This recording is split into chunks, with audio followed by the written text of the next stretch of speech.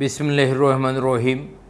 সম্মানিত দর্শক ও শ্রোতাবৃন্দ, আপনাদেরকে স্বাগত জানাচ্ছি আজকের আলোচনায়। আমি এই মুহূর্তে যে বিষয় নিয়ে আপনাদের সামনে আলোচনা করতে হাজির হয়েছি সেটার শিরোনাম হচ্ছে নির্বাচন নিয়ে সেনাপ্রধানের বক্তব্য প্রসঙ্গে। আপনারা জানেন, সম্প্রতি বার্তা সংস্থা রয়টার্সকে দেওয়া সাক্ষাৎকারে সেনাপ্রধান জেনারেল ওয়াকারুজ্জামান বলেছেন, সংস্কারের ধারাবাহিকতায় 1 থেকে 1.5 বছরের মধ্যে গণতন্ত্রে উত্তরণ ঘটা উচিত। তার অর্থ তিনি জাতীয় নির্বাচনের কথা বলতে চেয়েছেন। তিনি অন্তর্বর্তী সরকারের প্রধান ডক্টর ইউনূসের প্রতি পূর্ণ সমর্থন জানিয়ে বলেন, যাই হোক না কেন আমি তার পাশে থাকব যাতে তিনি তার মিশন সম্পন্ন করতে পারেন। সেনাপ্রধান তার বাহিনী রাজনৈতিক হস্তক্ষেপ করবে না জানিয়ে প্রসঙ্গক্রমে বলেন, এটি সম্ভব যখন রাষ্ট্রপতি ও প্রধানমন্ত্রীর মধ্যে ক্ষমতার কিছুটা ভারসাম্য থাকে। তিনি সশস্ত্র বাহিনীকে সরাসরি রাষ্ট্রপতির অধীনে রাখা যেতে পারে বলেও মন্তব্য করেন।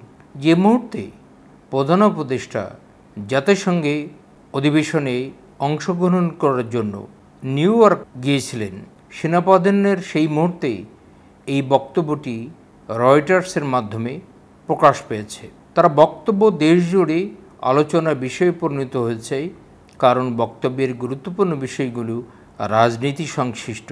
দেশে এই মুহূর্তে অন্তর্বর্তী সরকার দায়িত্বে, তাদের দায়িত্ব একটাই, পতিত স্বৈরাচারের হাতেই ধ্বংসপ্রাপ্ত দেশের গুরুত্বপূর্ণ প্রতিষ্ঠানগুলো সংস্কার করা, যাতে একটি সুষ্ঠু গণতান্ত্রিক প্রক্রিয়া শুরু করা যায় এবং গণতান্ত্রিকভাবে নির্বাচিত সরকারের হাতে ক্ষমতা তুলে দেওয়া যায়। সম্মানিত সুধীবৃন্দ, ছাত্রগণ অভ্যুত্থানে স্বৈরাচারের পতনের পর অন্তর্বর্তী সরকার প্রাতিষ্ঠানিক সংস্কারের কাজে হাত দিয়েছে।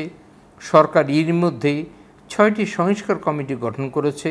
স্বৈরাচারে রেখে যাওয়া নষ্ট প্রাতিষ্ঠানিক কাঠামোতে সুষ্ঠু নির্বাচন হওয়া দূরের কথা, স্বাভাবিক গণতান্ত্রিক প্রক্রিয়ায় এগিয়ে নেওয়া অসম্ভব বলে আমরা মনে করি।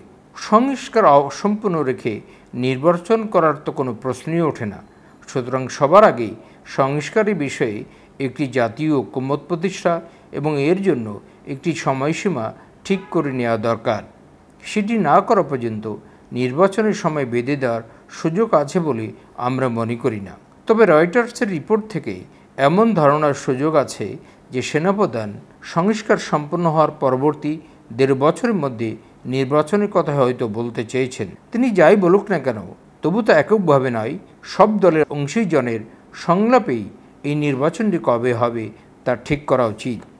সংস্কারের আগ পর্যন্ত ধৈর্য ধারণের দরকার আছে, সে কথা সেনাপ্রধান নিজেই বলেছেন।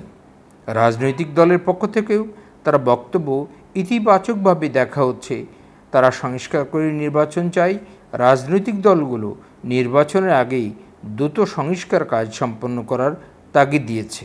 প্রধান রাজনৈতিক দল বিএনপি যুক্তি সময়ের মধ্যে নির্বাচনের কথা থেকে আগে থেকেই বলে আসছে, তবে দলটি সংস্কারের প্রয়োজনীয়তা কখনো নাকচ করেনি, বরং সংস্কার প্রক্রিয়ায় জনগণের অংশগ্রহণের কথা উল্লেখ করেছে।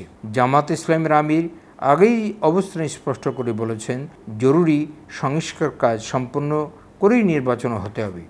অন্যান্য যেসব দল আছে তাদের সাথেও এই সংস্কারের বিষয়ে বর্তমান সরকারকে, অর্থাৎ অন্তর্বর্তী সরকারকে সংস্কারের বিভিন্ন বিষয় নিয়ে আলাপ আলোচনা চালিয়ে যেতে হবে।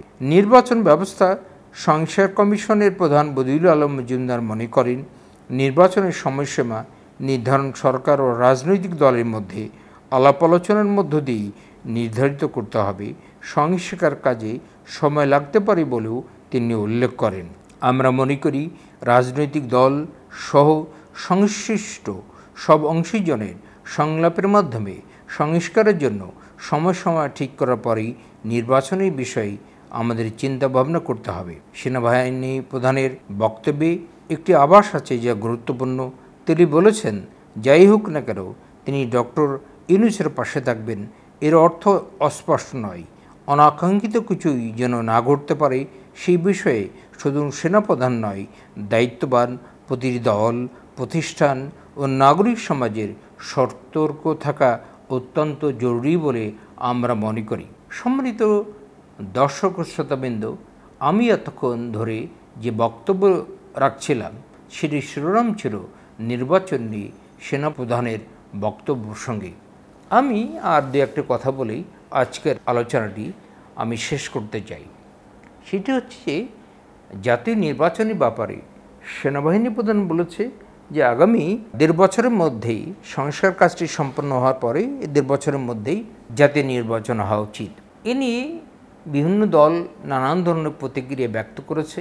এ ব্যাপারে আমার নিজস্ব মতামত হচ্ছে যে একটি রাষ্ট্র দীর্ঘদিন ধরে অগণতান্ত্রিক উপায়ে অন্তর্বর্তীকালীন যে সরকার গঠিত হচ্ছে, এটি তো গণতান্ত্রিক সরকার নয়, কিন্তু বিশেষ একটি মুহূর্তে অন্তর্বর্তী সরকারকে দায়িত্ব নিতে হয়েছে। আপনারা জানেন যে বৈষম্য বিরোধী যে ছাত্র আন্দোলন হয়েছে, সেই ছাত্র আন্দোলনের মধ্য দিয়েই এই অন্তর্বর্তী সরকার গঠিত হয়েছে।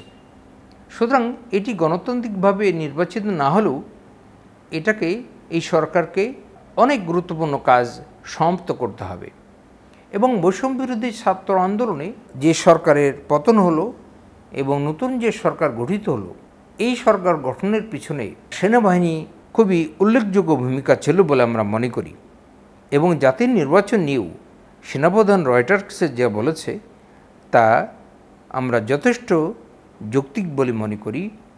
এবং সরকার যে সংস্কারের কাজে হাত দিয়েছে, রাষ্ট্রের বিভিন্ন বিষয়ে সরকার সংস্কার করবে, এই জন্য সম্মত 6টি কমিটি গঠন করেছে।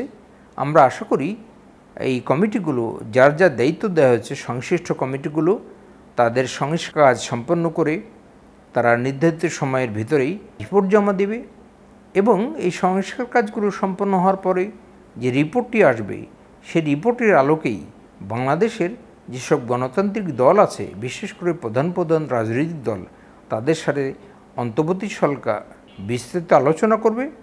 আলোচনা করার পরেই তারা একটি নির্বাচনী রোডম্যাপ দেবে এবং নির্ধারিত সময়ে এই অন্তর্বর্তীকালীন সরকার গণতান্ত্রিকভাবে নির্বাচিত সরকারকে হাতে দায়িত্ব দিয়ে তারা বিদায় নেবে।